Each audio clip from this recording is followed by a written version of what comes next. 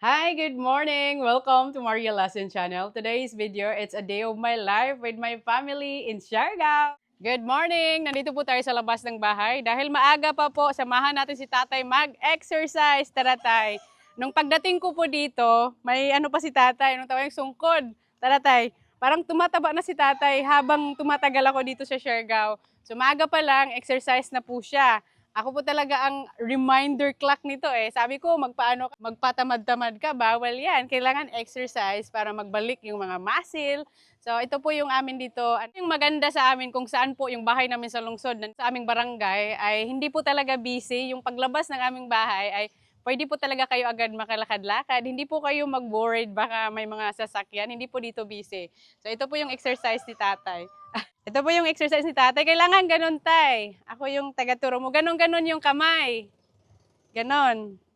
At least maganda na po yung recovery ni tatay talaga. Ganon-ganon, tay. Nung pagdating ko dito, yung timbang ni tatay is around mga 48 kilos. Ngayon, nasa 50 plus na si tatay. Yay! Nag-gain weight na po siya. Ganon, tay. Ganon yung exercise. Para yung kamay, tapos mataas mo ba yung kamay mo, tay? Ganon. Nako, yung kilikili powers natin. Yung isang kamay kasi yung ano ni tatay. Sa tingin niyo po, from my first video, nung pagdating ko po, tumaba na ba si tatay kaunti? Balik na tayo, tay. Kasi actually, kaninang umaga pa talaga si tatay nag-exercise. Around mga 5 AM pa lang, tulog pa po ako. So, ganito lang po yung exercise ni tatay. Pabalik-balik lang po siya. Actually, mas mahaba pa yung nilalakaran niya talaga. Yung totoong exercise niya talaga. Ito po ay daycare. Meron po ditong daycare sa aming barangay. Dito po talaga ako lumaki sa aming barangay. Maganda po sa aming barangay dahil very peaceful. Pasok na po tayo sa bahay. Since this is a day of my life, ipapakita ko po sa inyo yung ulam namin early in the morning.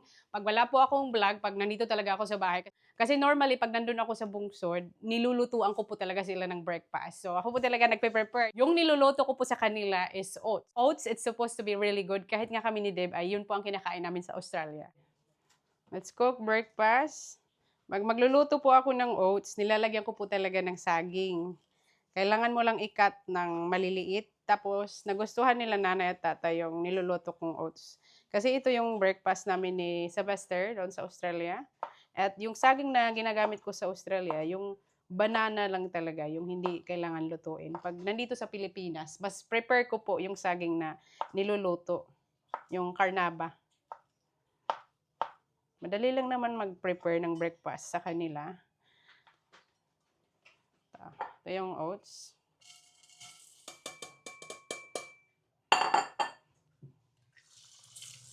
Hugasan lang natin. Yung parang nagluluto po ng bigas.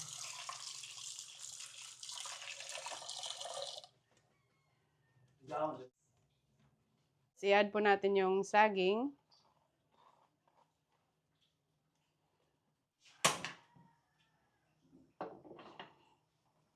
Pakuluan lang natin. Madali lang po maluto yung oats. Luto na ang oats sila nanay. Lagyan po natin ng gatas para hindi masyadong mainit. Alaga talaga sila dito pag nandito ako. Spoiled na spoiled itong dalawa. Ito, nay. Na yung oats nyo, nay, tay. You are welcome. Siyempre, magkape tayo. Yung mga brother at sister ko, maya-maya magsigdatingan po yon. Maraming nagtatanong po, bakit walang mga bata? Kasi normally, pag nagbablog po ako, yung mga pamangkin ko po ay nandun sa, sa school. Nag-aaral po yung mga pamangkin ko. Palagi kong sinasabi, mag-aaral lang mabuti para maganda ang magiging future. Kape po tayo. Because it's Thursday, every Thursday ay tabo po dito sa amin, sa Del Carmen. Maraming nagtatanong kung saan po yung market. Dito po sa Del Carmen in Siargao, every Thursday. Kailangan po, mga 4 AM, nandun na po kayo kasi by 7 AM, wala na po yung market. Ito na yung kape. Budbod. Sarap yung budbod. Oy, kape na si Kuya Junjun. Good morning! Good morning. Good morning. Kape. Budbod. Nandun yung takuri. Yung takuri. Kayo na naman. Dito na lang ako. Maaga. Ganito karami. Ganito talaga, di ba? Masaya. Kanya-kanya dito. Kailangan kanya-kanya. Yung takuri, dalhin ko na lang dyan. Para hindi disturbo sila nanay. Kape na kayo, Chang. Sa titer, si Kebutchoy. Coffee. Baka kulang tayo ng tasa. Marami pa. Puto, bodbod. Ano dito, kailangan may lindia. Alam niyo po, nakasanayan na po namin, pag nandito ako, we having coffee together. Ganito po talaga. Kasi, mas masaya yung pamilya. Siyempre, may kanya-kanya pong bahay. Mag-init ulit. Wala nang init. Magpakulo tayo ulit. Kain na lang muna ng budbud po to. Excuse me. Siyempre, may kanya-kanya po silang bahay. Pero ako talaga din nag-i-invite sa kanila. Dito na lang tayo mag-coffee sa bahay. Nanay at tatay. Para mas masaya. Kasi parang ang lungkot lang naman na kami lang dito tatlo ni nanay at tatay. Kasi lahat ng mga kapatid ko ay may mga asawa na, may kanya-kanya na pong bahay. Wala po ditong nakatira na anak ni tatay na may pamilya na dito nakatira sa bahay. Kaya na lang talaga ni nanay at tatay. Kaya pag nandito ako at yung kapatid ko din po na si Pinay Girl in America, masaya po talaga kasi mag-ipon-ipon talaga kami dito pag kumakain, kahit sa umaga, coffee. Unang-una sa lahat guys, matagal na po ako nagbablog. I'm sure nakikita niyo po yung mga ate ko. Kilala ko po sila sa inyo guys kasi sobrang mahiyain po yung mga sister ko. Si Ate Bibing pala. Bibing pala ay siya po ang pangalawa sa amin kasi 10 po kami. Our oldest is wala po dito. Si Ate Bibing is nasa mga 41. Mag-42 na si Ate Bibing. So, yung oldest namin, si Manang Lalang is mag-44. 44, kasi 2 years age gap. Then, si Manang Tata. Si Manang Tata ang kasunod kay Ate Bibing, no? Tapos, ilang taon si 41. Tapos, ang kasunod kang Manang, si Kajunjun na. Yung pugi namin, nag-iisang pugi ay 2 po. Yung lalaki sa amin, 10, tapos 2 lalaki. So, pang-ano si Kajunjun? Pang-apat. Pang-apat si Kuya Junjun, tapos si Kuya Junjun kasunod kang Ate Ters, pang-5. Then si Chuchang, pang-6. Tapos yung buntis, si Malin, wala pa dito kasi kakapanganak lang, pang-7. Then yung pang-8, yung sister ko po sa Amerika, si Marifil, mga M po kami halos. Marita, Marciano, Marcel, Marita, Mariel, and then Teresa, iba yung name. Tapos si Manang Tata, Eileen. So, ako po yung pang-siyam. Ako po yung kasunod ng ate ko doon sa Amerika. Ako po yung pang-siyam. Tapos yung pang-10 namin, nasa na yon. Ito po yung pang-10 namin, si Michael. So, ako pang-siyam. Siya po yung bunso sa lalaki. Ako naman po yung bunso sa babae. At habang nag-uusap tayo, tingnan niyo po. Si tatay. Grabe, ang bilis. Very good. Palakpakan naman natin si tatay. Yeah! Si nanay. Busin mo yan, nay, ha? So, ito po yung namin breakfast, then by lunch, isda. So, this is a day of my life. Ito talaga yung ginagawa ko every morning. Ngayon, magmarites na tayo. Tara. Labas po tayo habang nagko-coffee. Ito po yung side ng aming bahay. Dagat po dito. So, yung side ng aming bahay. Ito naman po ay bahay ng kapatid ko. Ganito lang po kalapit talaga namin magkakapatid ang mga bahay. So dito po, sa gilid ng aming bahay ay dagat na po. Dati yung bahay namin is kahoy po talaga, kagaya po ng aming mga kapitbahay. Yung dagat talaga, yung bahay talaga namin dati, yung pagbaba is talaga dagat. So minsan namimingwit kami. So since pinasiminto po yung bahay namin ay hindi na po dagat. So nandito po tayo sa mga kapitbahay. Ganito po dito sa amin. Aga pa lang. So, yung maingay, early in the morning pa lang. Libot-libutin ko po kayo. So, naman dito, yung mga tambay na mga gwapo. So, ito po yung mga tambay sa amin. Hindi, mga brother-in-laws ko po yan.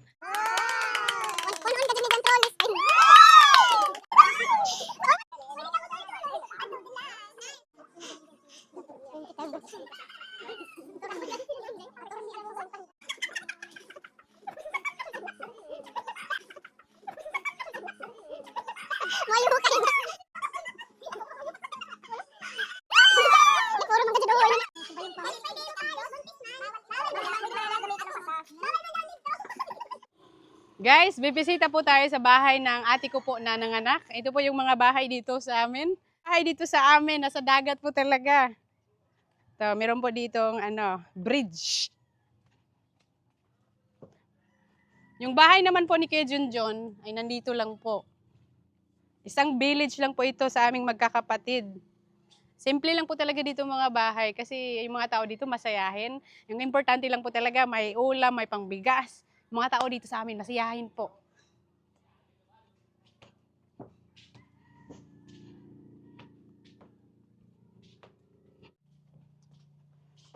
Ito, bahay po ng kapatid ko at ito rin po. Dito po tayo sa ito po yung dahikan po namin. Pag pumupunta kami sa bungsod, baba talaga, automatic, nasa bangka na po. Yung bangka po namin actually tatlo, dalawang malalaki, ito po yung maliit. And ito po yung mga mangroves, katabi na po sa bahay. At yung dagat dito, yan po, malinis. Alam nyo, marami po ditong isda sa amin. Dito lang po talaga sa baba ng bahay. Hello! Nandito po tayo sa bangka. Siyempre, tutor ko po kayo dito sa aming sa mangroves. Nandun po yung dalawa kong kapatid. Maganda po ito na bangka pag nandito po kayo sa Siargao. Experience nyo po ito, kaya tara! Let's go! Magtutour lang po tayo. This is a day of my life.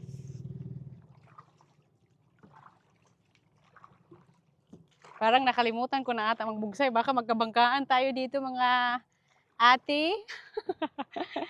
May mga buhay princess dito. Nagsasakay lang. Oops! Delikado po ito pag ma-out of balance. Kasi wala po siyang katig. Yung katig pampabalance. Kabig dito. Bugsay dito.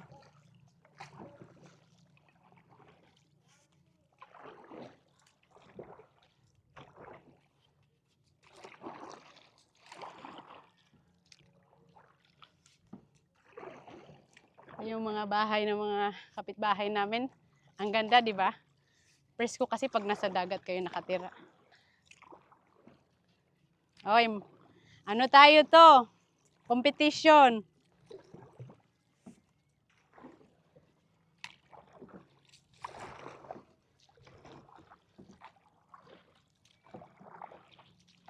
Hi! Naku, mabanggahan na tayo.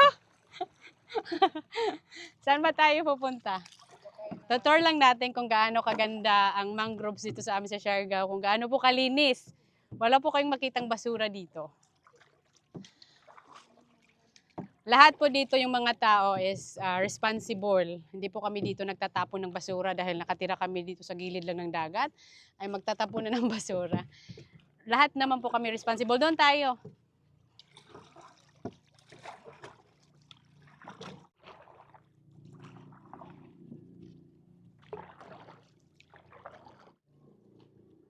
Labas tayo dito, straight. Marami po ditong crabs. Maglagay lang po kayo dito ng yung trap po ng crabs. Napakarami pong makukuha niyo po dito.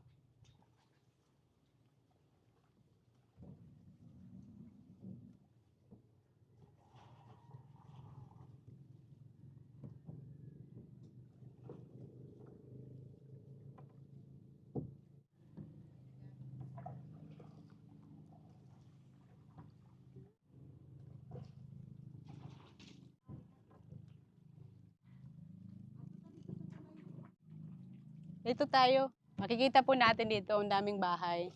Ito po yung namin, lungsod. Makikita niyo po yung bangka from Surigao City. Dito po mag-ista. May isda. Nag-jump yung isda. So ito po yung aming lungsod. Makikita niyo po, nasa gilid lang po talaga ng dagat. At yung mga bahay, nandito lang din po. Ito ay lumang lancha. Malaki. Ganito po kaganda ang aming lungsod sa Del Carmen.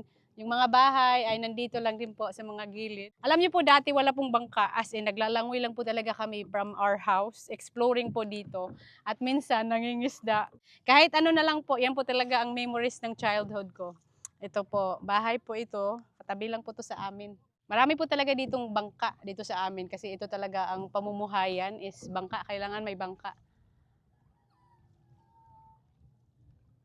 Iba na yung itsura ng pagkaalala ko before kasi nga yung binagyo dito sa Siargao, yung mga tao is nasira yung mga bahay. Lalong-lalo na po yung mga bahay talaga na sa may dagat.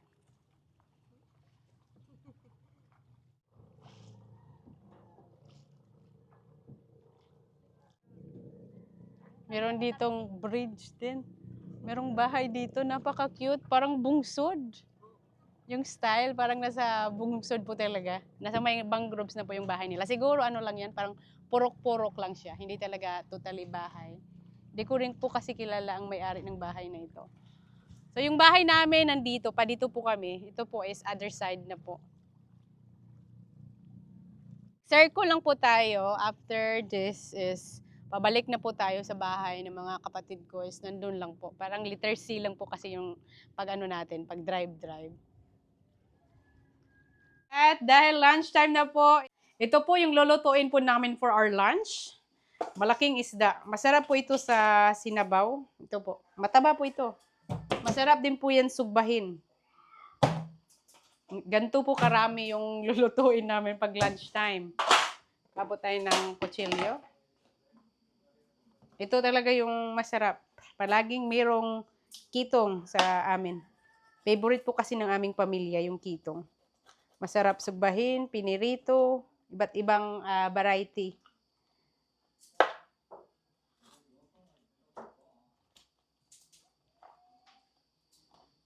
Kahit wala kami sa bungsod, ganito pa rin yung kinakain namin.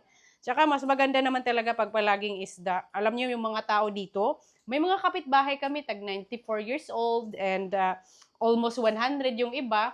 I believe dahil po yan sa diet nila. Kaya mas maganda talaga yung diet dito sa mga taga-probinsya nang walang mga yung walang mga junk foods, walang masyadong take away dito.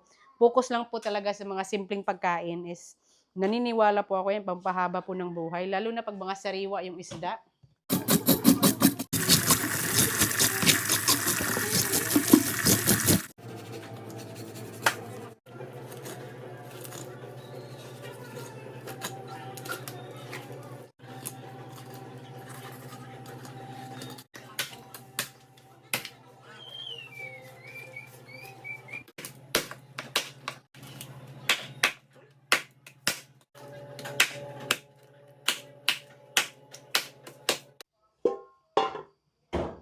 Magluto po tayo ng sinabaw dahil maganda po talaga yung sinabaw para kanila nanay at tatay. Ito yung gulay natin. Kailangan maraming gulay para balance. Magluluto din po tayo ng sari-sari na gulay. So ito po yung mga pagkain namin pag malaki yung pamilya.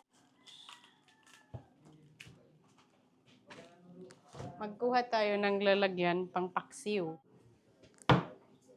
Ito yung pangpaksiw. Lalagyan natin ng garlic.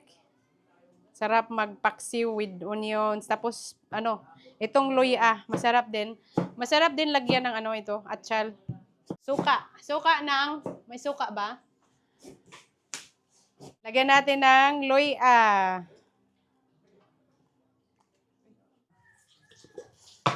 Yung mga ate ko, busy po kaming lahat. Kaming lahat po talaga may kanya-kanyang task. May kanya-kanyang trabaho. Pag malaki yung pamilya, hindi lang pwede isa lang yung nagtatrabaho, isa lang yung nagluluto. Kailangan balance yung trabaho. Lagyan ko po ng mantika. Ganito po ako magpaksiw. Lagyan po natin ng mantika kaunti. Ay, excuse me, merong tubig. Dito na lang yan, Kuya Junjun. Nag-deliver pala ng tubig. Alam niyo sa isang araw, yung isang mineral water namin na malaki, parang isang araw lang. Sa sobrang dami, mga pamangkin, umiinom. Lulutuin na natin itong gulay kasunod. Pero ito muna, tinula, paksiw, magluto pa. Ay, may nag-request pa ng escabeche. Walang sinugba ngayon. Wala muna. Lagay natin dito. Ganito po yung kusina namin. Pasensya na po. Ito yung sa tinula. Pagpakuluan na lang ito. Lagyan muna ng ginger, no? Lagay muna natin yung mga ingredients. Ito yung sa tinula, titers. Tinula ito. Ito. Lagyan natin ng luya. Tapos lemongrass. Kuha tayo ng tanglad. Labas muna ako. Sobrang anghang ng mga sibuyas at loya. Ito si tatay. Nanonood lang ng TV. Ayusin nyo ha. Parang may piyesta palagi dito sa amin. May piyesta. Kumukulo na ba nang yung tubig? Hindi pa. Para ilagay natin yung lulutuin nating tinula.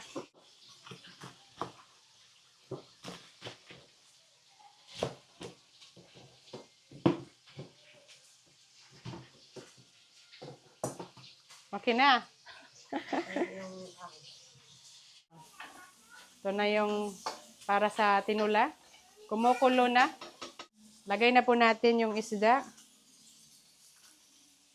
Luto na tayo ng gulay.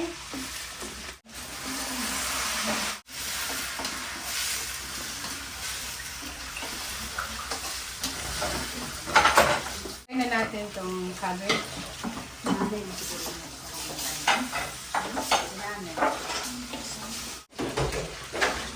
Malapit na tayo kakain. Hugas na. Yan. Malapit na maluto. Ako'y nagugutom na. So, pag nandito kayo sa aming pamilya, tapos kakain, makikita nyo po talaga kung gaano po kami kadami. Kainan na po. Luto na po yung pagkain. Sabaw, Nay. Ito, sabaw sila nanay, gulay. Masarap to na isda, Nay. Napakataba. Kautay, sabaw din sa'yo. Minsan, ang hirap pa kainin. Yung mga senior citizen. Yung gusto lang nilang kainin, yung favorite lang talaga. Pero siyempre, kailangan talaga may gulay. Sinabaw.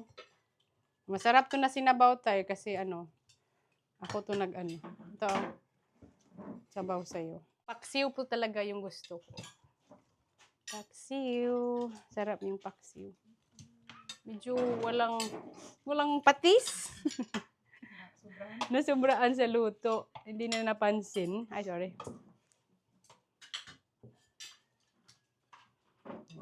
Upo tayo.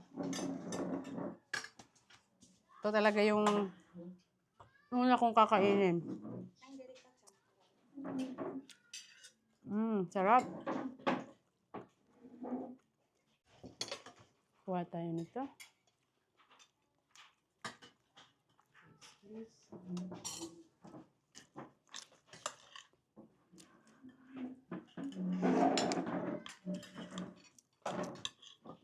Nasaan na yung mga asawa niyo? Tawagin niyo na para matulungan tayo pagkain.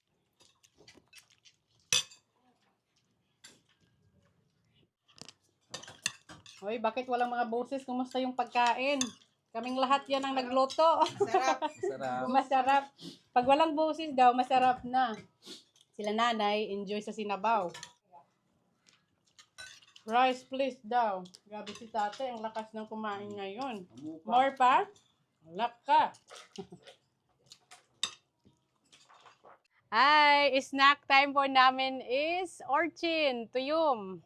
Kainan na tayo. So, ganito talaga pag mga girls nagkakaintindihan. Rice na tayo, rice. Masarap talaga yung fresh tuyom. Sarap. Nandito na kami kumakain. Katabi na po yung mangroves. Ito na yung snack namin. Masarap pag maanghang. Kaya,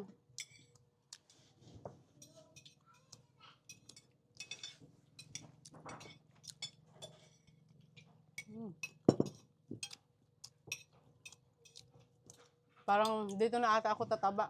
Pag magbakasyon sa Siargao.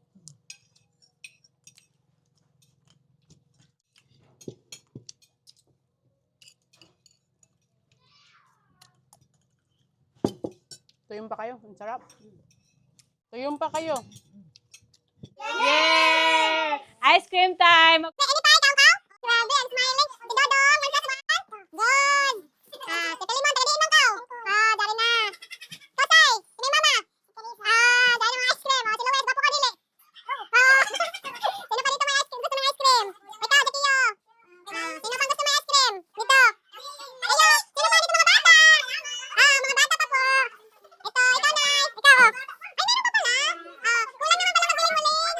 And that's all for today's video. Thanks for watching. Bye!